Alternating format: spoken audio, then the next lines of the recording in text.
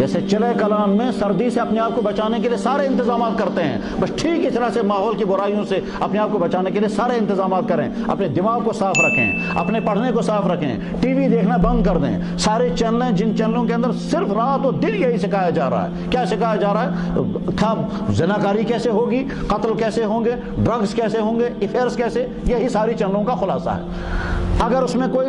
مفید پروگرام بھی ہوگا اس میں ننگی عورت آئے گی، اس میں بھی پہلے سیکس سے اثرات ضرور لائے جائیں گے، تو ساری دنیا اسی میں ڈوبی ہوئی ہے، اور یہ قیامت کی علامتوں میں سے اللہ کے نبی نے ارشاد فرمائی تھی۔ اسی لیے قرآن کریم میں جوانوں کے سامنے کردار لانے کے لیے اللہ تعالیٰ نے حضرت ابراہیم علیہ السلام کا تذکرہ کیا جوانی کے روپ میں، اس اول اصحاب کہف کا تذکرہ کیا جوانوں کے روپ میں، اور حضرت یوسف علیہ السلام کا سارا واقعہ بیان کیا، اس میں اہم کردار دکھانا تھا جوان نے اپنی جوانی کیسے بچائی، جبکہ دنیا کا سب سے خوبصورت ترین انسان حضرت یوسف علیہ السلام، اور اس زمانے کی سب سے خوبصورت ترین لیڈی زلیخا جو ملک کی فرسٹ لیڈی تھی، وہ ملکہ تھی، وہ اس ملکہ نے یوسف علیہ السلام کو گھیرنے کی کوشش کی ہے۔ یوسف علیہ السلام نے کیسے اپنی جوانی کو بچایا، سورہ یوسف کی تفسیر پڑھیں اور اس وقت سمجھ میں آئے گا۔ آج کی عورتیں کہتے ہیں پردہ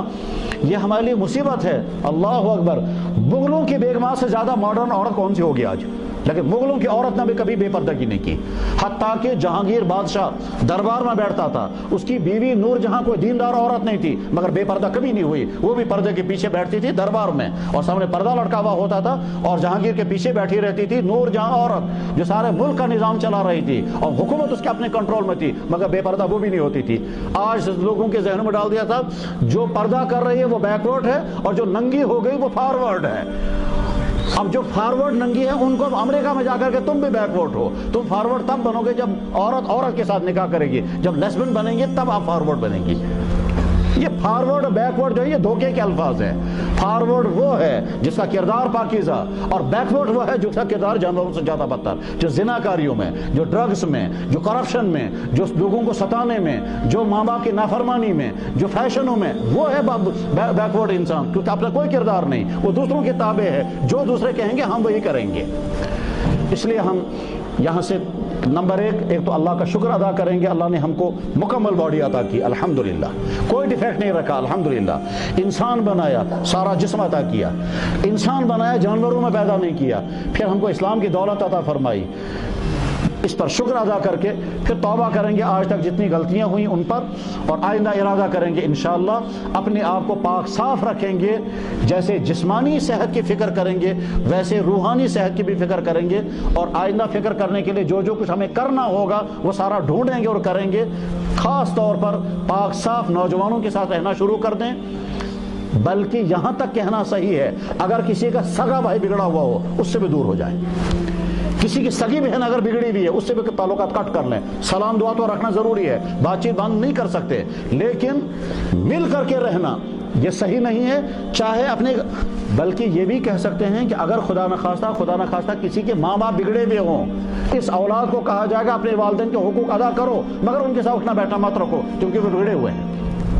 چنانچہ کتنے گھروں میں ہیں ماں باپ جو ہیں وہ ایک نماز نہیں پڑھتے، رات دن ٹی ویوں میں ہیں، ان کے گھروں میں لگتا ہی نہیں یہ مسلمان ہیں، لڑکا سدھر گیا ہے، وہ لڑکا بیچارہ پریشان ہے، کہنے لگا جی وہاں ہر وقت میوزک چلتا ہے، وہاں ہر وقت فیشن کی باتیں ہوتی ہیں، وہاں ہر وقت جو ہے وہ فلموں کی باتیں چلتی ہیں، میں ان کے ساتھ بیٹھنا چاہوں گا، مجھے زبردستی فلمیں دکھائی جاتے ہیں، تو ہم جواب میں کہتے ہیں ایسے ماں باپ سے کٹ ہو جاؤ، لیکن حقوق ان کے ادا کرنا ضروری ہے، ان کی خدمت بھی کرو گے، ان کی بات بھی مانو گے، ان کو سلام دعا بھی کرو گے، لیکن ان کی سوسائٹی میں مت بیٹھو، جہاں وہ یہ باتیں کرتے ہوں اس سوسائٹی سے دور رہنا ضروری ہے۔ کہنے والے کہیں گے یہ ماں باپ سے کاٹ رہے ہیں، ہم نہیں کاٹ رہے، اسلام یہ کہتا ہے ایسے ماں باپوں کے ساتھ رہنے میں انفیکشن ہو جائے گا اور تم بھی ویسے ہی بن جاؤ گے۔ اسی طرح سے بھائیوں سے، رشتہ داروں سے، بہت سے کہ جناب ہم کرتے ہیں مگر اب رشتہ دار کیا کہیں گے، جی بھائی ناراض ہو جائیں گے، نہیں، اپنا کردار زیادہ اہم ہے بمقابلے اپنی سوسائٹی کے۔ جب سوسائٹی ہماری رعایت نہیں کرتی تو ہم ان کی رعایت نہیں کریں گے اپنی جوانی کو بچانے کے لیے۔ تو انشاءاللہ نمبر 1 ہم اللہ کا شکر ادا کریں گے، پھر توبہ کریں گے اور آئندہ ارادے کریں گے کہ اپنے آپ کو بچائیں گے ان تمام روحانی بیماریوں سے جن ہماری بیماریوں میں پھنس کر کے ہماری زندگی تباہ ہو جائے گی۔ اللہ جل شانہ ان باتوں کو بولنے والے کے لیے اور سننے والے سب لڑکوں اور لڑکیوں کے لیے مفید سے مفید تر بنائے۔ وآخر دعوانا ان الحمدللہ رب العالمین برحمتک یا ارحم الراحمین، آمین۔